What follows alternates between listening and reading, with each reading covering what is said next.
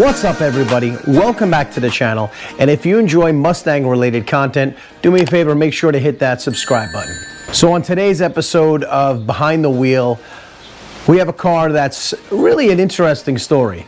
Now, we know there's nothing better than when an entire family can get together and enjoy a hobby or a passion, and cars are no exception. Anthony and Lisa are two people that are regulars at our club, Strong Arm Mustangs events. And typically they would be coming in Anthony's beautiful 2012 Boss 302. But the story of Lisa's 86 GT is super interesting, and it is really a beautiful car. So I'm going to stop here and let Lisa tell you all about her car.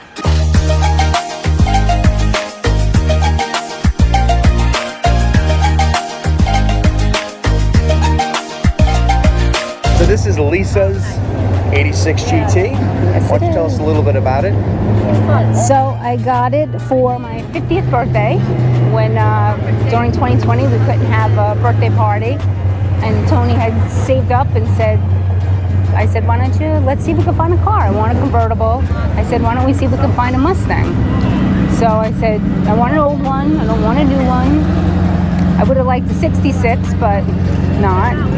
So it took me 2 days to find this online in Connecticut, and we drove out to Connecticut. We got a good deal on it, so we came home with it that day.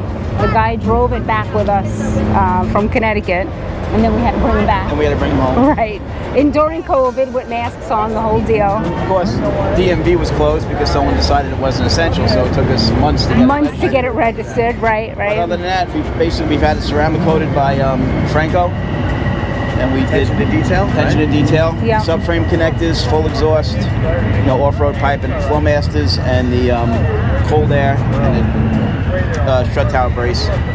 I'm going to eventually convert it to four-wheel disc, lower it, upgrade the suspension. And it shares garage space? Yes, we have two-car garage. Two-car garage, yep. So future plans? Pretty much just... I think I'm going to chop struts, lower it, and I don't know, I'd like to go further with it, but I don't know. And I just want it to look pretty.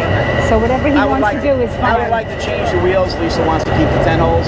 So it is a good look. I like the 10 holes, yeah. So you also have the interior was redone? Oh, yes. The most important thing. Yes. Because I ordered the wrong interior, the wrong upholstery, and the car was all in pieces at A and B, we decided to have him go ahead and just do everything from scratch. And he basically came up with a custom interior, but still very close to the original.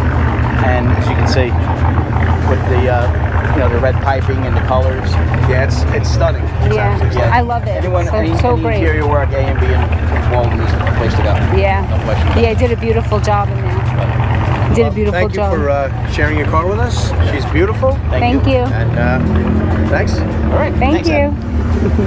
So there you have it, just a really cool car that gets a lot of attention at car shows, and she's only just begun starting to get that mod bug, so it'll be really interesting to see where that project takes itself. So I do want to say thank you to Anthony and Lisa for sharing the story of their car, and I hope you enjoyed this video, and if you do me a favor and make sure to hit that like button, or better yet, hit subscribe so you get all the latest content here on the channel. So I thank you very much for watching, and I'll see you on the next one.